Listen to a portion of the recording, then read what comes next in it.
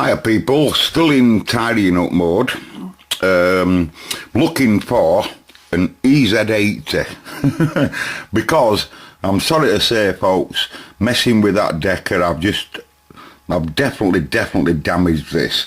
I put our Decker back together, I was doing some messing with Decker basically, and this flashed again for the last time, and then I noticed that there were no DC being produced.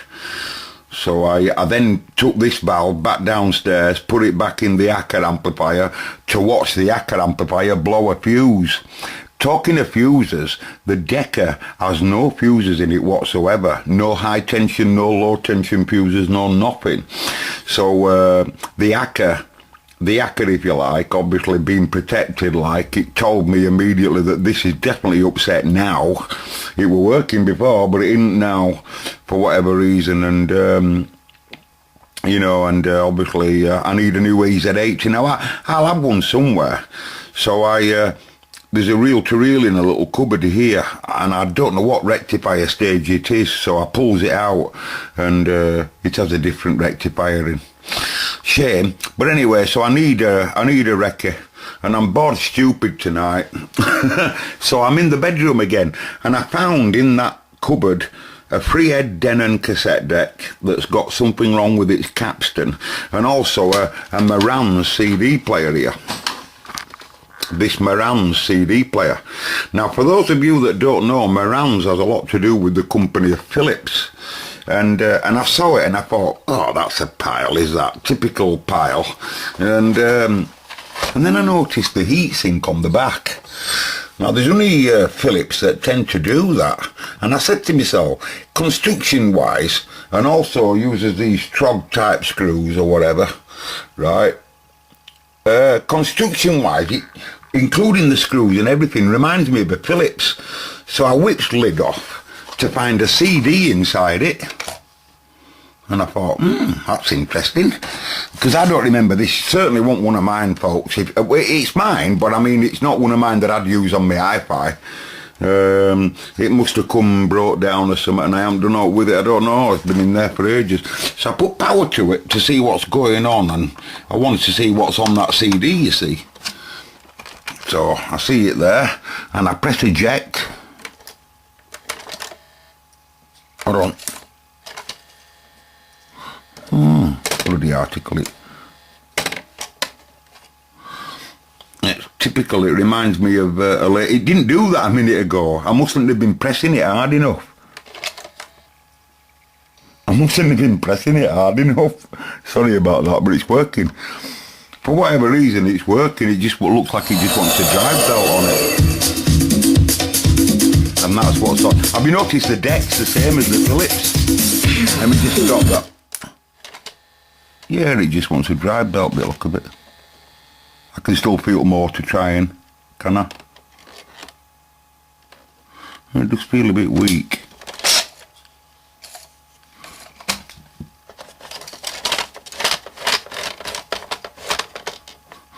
Just feel a bit weak. Anyway, it should just take it in on its own. And it should do TOC, that's table of contents, read the disc, and then it should come to a stop and tell you how many tracks are on front. It does. I should just be able to locate a track. I don't know how you do it on this pile. I don't know how you do it. I don't know.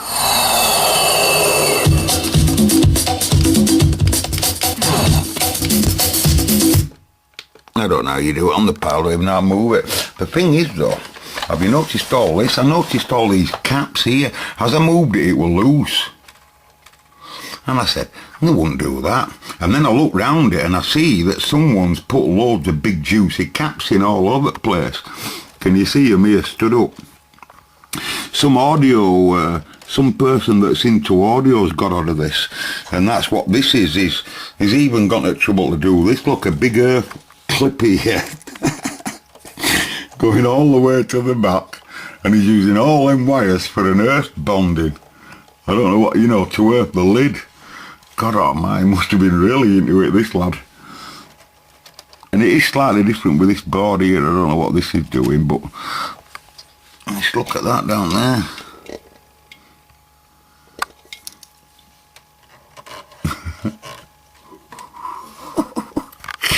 Alright. Yeah, you could have done with a bit of hot glue at least, couldn't you? Alright, it's a strange carry on what some folk do, but anyway. How do you move this pile? Oh, it's there. I like this track, folks. Anyway, I'm going to mess around with it, right? You know what I found amazing, folks, me, about CD players? By the way, it's not the belt. It's not the belt, this is an electrical issue. I'm not so sure whether it's something to do with these switches or a control panel here. It's really temperamental, and it's when I tell it to eject, it starts the motor to eject. Motor as it lifts up, gets ready to lift tray up, and then it just turns the motor off for whatever reason.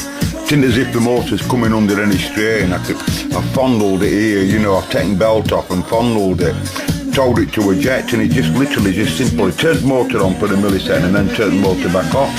But if I open it and then put power to it, motor's running perfect to take it back in. It'll come in, no problem. It just don't want to come out on its own control.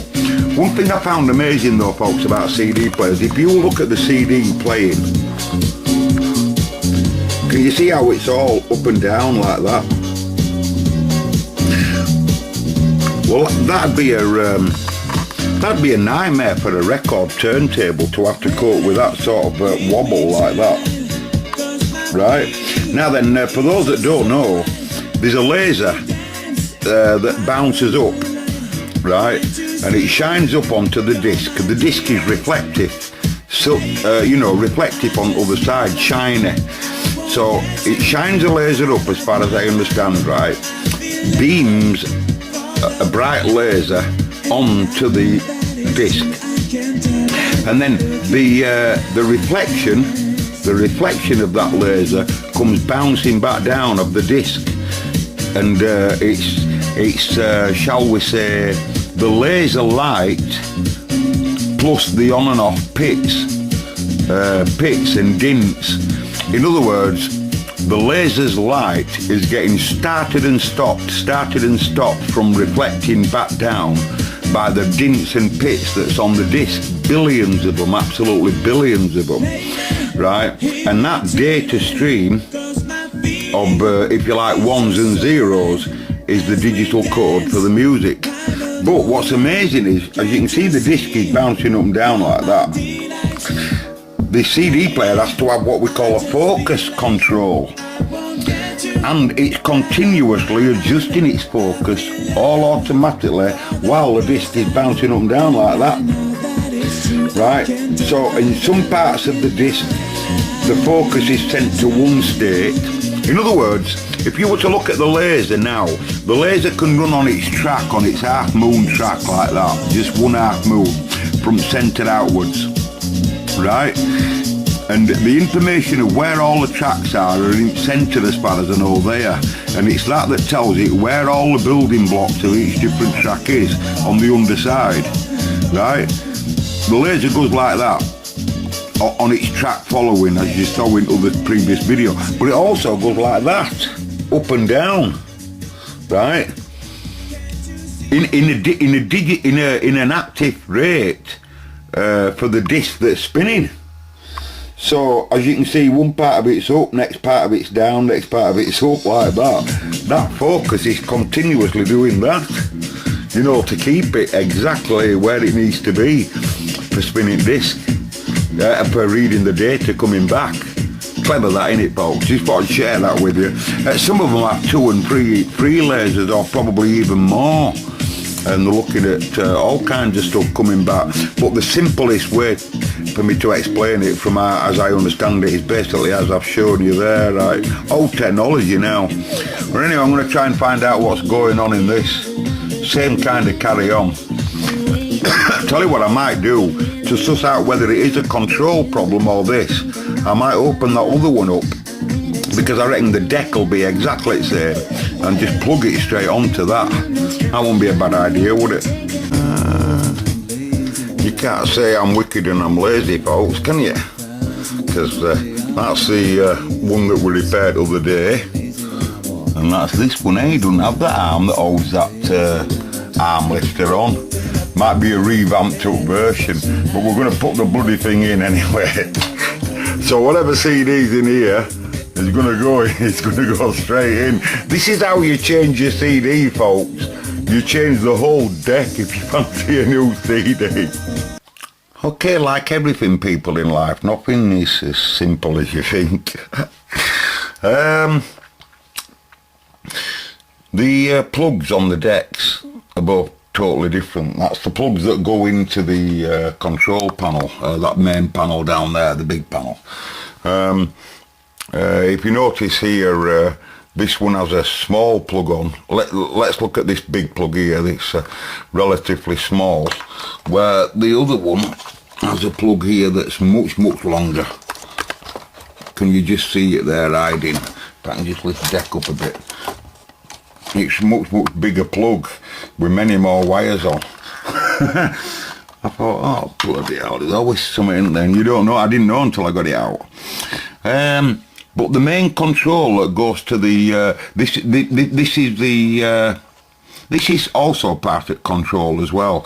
But when it gets told to turn the drive motor on that spins the disc, which is under there, it's these motors, these wires that do that. And the data coming back from the laser, that's the laser that's on the underside of that, right? That's its track that it runs on, right? But the output wires, as you can see, come up here and on this ribbon, and then they're just here, right? And exactly the same applies on the other one. This is the deck that come out of that other machine there, right? And I wouldn't mind, just like I say, dropping this deck, or should I say that control, onto this deck to see if it, you know, just to see if it'll eject. I know all this should really just look at that, but I really do think that it's the control panel that's not turning the lacing on and off right. And I'm not right. You've got to understand, folks, all of this, every little bit of it, including this and that, to me is worth nothing. I could easily throw them in bin. I have no love for CDs anymore at all, you know, and very few of my mates do, unless it's a top class one, you know. And these are not top class ones. These are brilliant to learn stuff from. So I don't know. I'm gonna see what I can do. Hang on. Well, folks, it's exactly the same. Absolutely exactly the same. Now, what I've done there, that's the CD that were in that one. That control panel is the control panel that's in the other one that we did. And that is running its own control panel. But the whole deck, including what we repaired the other week, you know, as well as the laser and the spindle motor, is from the other deck, you know. But proving that my theory were correct and that it is a control fault rather than a deck switching or motor issue here, right? Because if I try to eject it now, you can see it just, you know, it tries and then it just stops for whatever reason, and then once it realises it's got an issue, you see, it'll try and put it back, and it doesn't even finish that off properly. It should come and turn the switch, so that once it turns the switch it reads TOC again, finds out what's on disc, ready to be played. So if I now press play again, it should just start playing disc again from beginning, and it does. Right, so the problem is in the control. God knows where. Oh my God. These things are here to test us, folks. While I'm here, folks, just look at this. This control panel's different to mine. It's got more features on than the other one. And it's got headphone socket on. Now, look what it uses for its amplifier, for its headphones. You recognise it? 455, 4558. That's the IC that we use for as my amp. I told you that you know, I also had an Awa cassette deck open the other day, and they use one of the same amplifier for driving LEDs at front. Part of preamp amplification stages that's going to eventually work LEDs that's blinking around at an audio rate. Right. Amazing, ladies and gentlemen. Very versatile chip.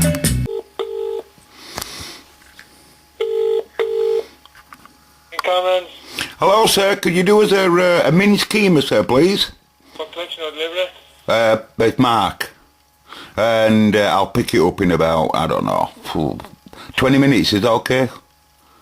Yeah, well, you want a keema curry or masala or buna? Booner, sir, please. Yeah, no worries. No worries, pal. You get two chapatis with that, don't you? Do ya? Yeah, it's Mark anyway, down road, and it was about, I don't know, 15 minutes or something. 10 minutes. Is that alright? Yeah. Anything else? Just a keema buna, 2 chapatis, yeah? No, not chicken, mince, I want mince. Keema. Yeah.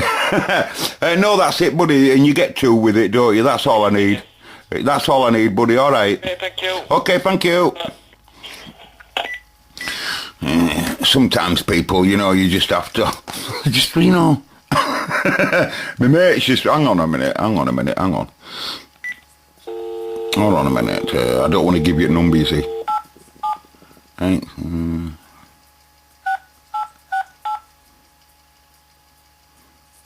Can't remember his number, hang on, I can't remember his number. I can't remember his number. I can't remember my bloody mate's number. Hold on.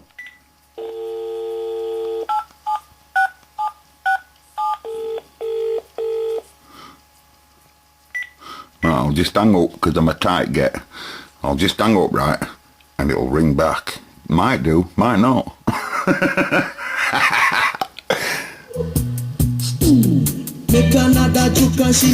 Anyway, I'm not going to do all with this pile, folks. I can't be bothered messing around with it. I'm just going to put it back as it was, and with other decking now. I'm going to take this out, put the other deck back in, and then I'm going to have a right little mess around on control because it could. I think it's more this panel, more that panel than other. Hello, is that line 7? Hang on, pal. Sorry about that. Yeah, I've just ordered a Chuck Berry, soon as you're not having one with me. Yeah, and I'm recording you now, so would you like to say out about people that's watching videos about CD? Why, what do you mean the videos about CD? Well, I'm messing around with the CD player, right, and they don't know that I've just rung now and ordered a curry and let them see what I've ordered. Have they delivered it to you? No, I'm going to go pick it up. Oh, you're going to pick it up? Yeah, it's only a minute away, innit? Are you going up to that one? Yeah, it's my favourite one now, you know. I'm having a booner, good buddy. I'm having a booner. Are you jealous? No. Now, we'll say something to the camera then now. What do you want me to say to them? Well, last time I asked you to make them laugh. Yeah. And you did make them laugh. There were 2 of them that laughed. So could you, on the spot, could you do it again? What spot? Just make them laugh, pal. Otherwise, I'll find out where you live. Irish woodworm, found it in a brick. Irish woodworm found in a brick. Right, I'll stop the camera. You'll have to excuse this, folks. This is not my carpet. This is just something I put down on top of the carpet. I've decided to take the laser out of it, just for studying purposes. So here's the laser, and the part that moves it around. There'd be a name for it, but I shouldn't really put it face down really like that, but I'm not bothered. And this is its drive motor. And the spindle part, with the magnetings there, look. You know. But I think this is how you learn, by messing around with stuff. It's not of any value in this to me or to you or to anybody, you know. It's just something to late with, folks. I've had my Chuck Berry. I feel bloated. It wasn't bad.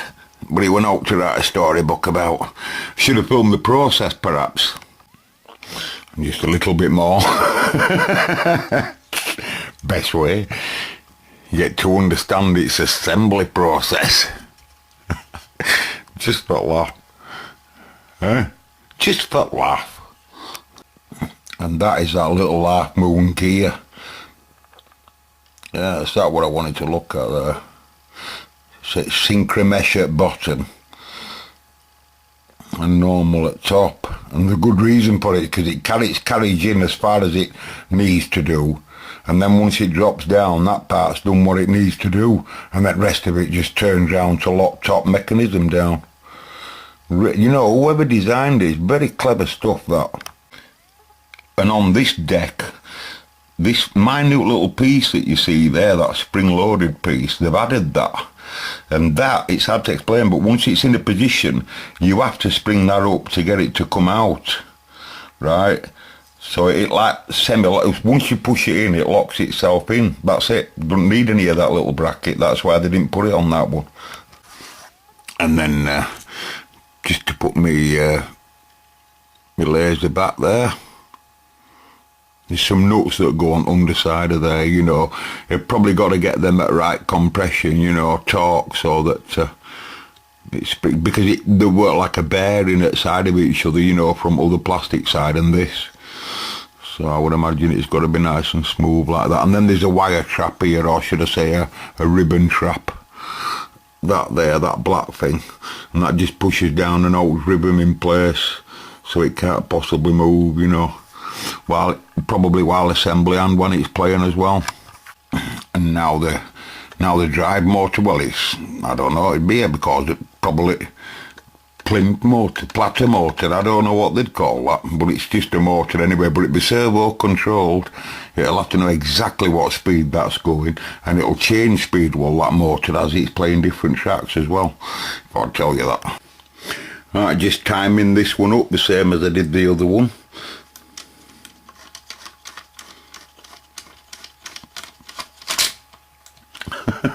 Really simple, because they're just logical, folks, they really are.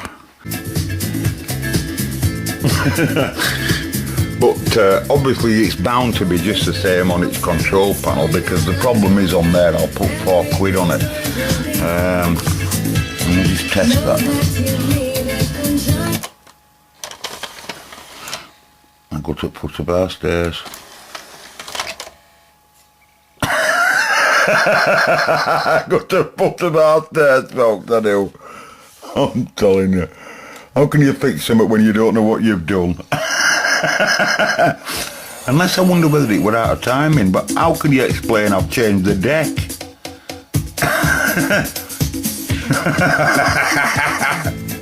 Give us it back, Bob. Where's the jet on the bloody article? I don't understand it. I really don't. I really don't. Beats me, I'll tell you. It beats me. It beats me, folks. I should go back to fixing 1955 valve radios. That's what we need.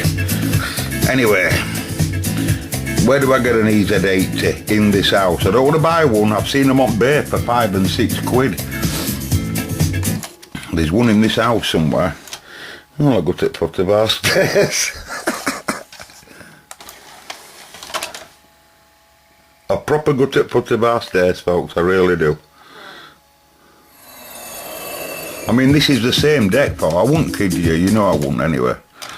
But you should be able to tell by white background, because that's different to my other one, which I haven't put back yet. My other one's black. I can't show you, but my other one's got a black deck. So, I don't know, folks, I don't know. I'll put it back together with lid on and we'll see if it still behaves. Okay, let's see it working.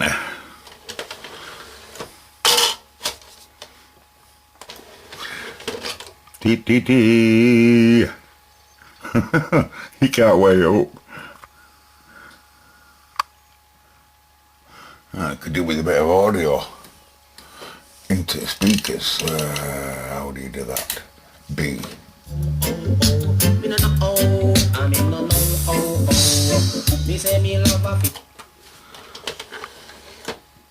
Can't wait up that, I really can't. Do you know, there's a multi-plug, right, where the two switches were that's at the side that tell the motor when it's come in and out.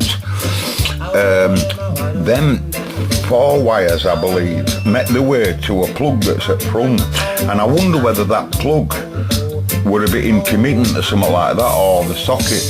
I say that because when I changed the deck, it still wouldn't eject when I used my other deck, didn't I? And there's no wrong with other deck. That's why we did it all, if you remember. Anyway, it's been half an hour. I've enjoyed myself anyway for half an hour, and we have ended up with a working CD, so I don't suppose it matters how you do it. And we've seen how you change your laser on one of these Marans stroke Phillips. Catch you later, folks. Just a quick video messing around on a very scruffy this is the carpet. That is the carpet of the room, and this is an offcut, you know, that I just laid down on top, you know, to make sure I don't stain that. I've never stained that, but I allow myself to stain this. If anyone's coming, I'll take this out of the way. There ain't many people though that come in my bedroom, so it's okay. Anyway, I'm happy with that. By the way, the changes that the fella's made by changing all them caps, I've just put it on headphones and had a good listen to it, and it really does sound like a very good CD player, I tell you. Yeah, but I'd like to have heard it before he did all what he did. It's a bit tatty, I grant you, but it certainly works well. Now it's worth about, probably £3.40. Catch you later, folks. And just before I go, folks, these are I'm just putting the other one back together. These are the cables I'm on about there, 5 of them. And all I can think of is that, you know, they're the ones that control the motor, you know, and they go up. So you've got supply for motor, and then the 2 switches, you know, that we did, you know, other week. And all I can think, there's no possible explanation really, apart from, unless it had an intermittent fault on its control panel and it hadn't showed its head yet, but it has before. But I doubt that, you know, I just doubt that. I think it must have been something to do with that. Not the plug itself, perhaps the socket on there. Anyway, I can't find a fault with it. I messed around with it. So goodbye, folks.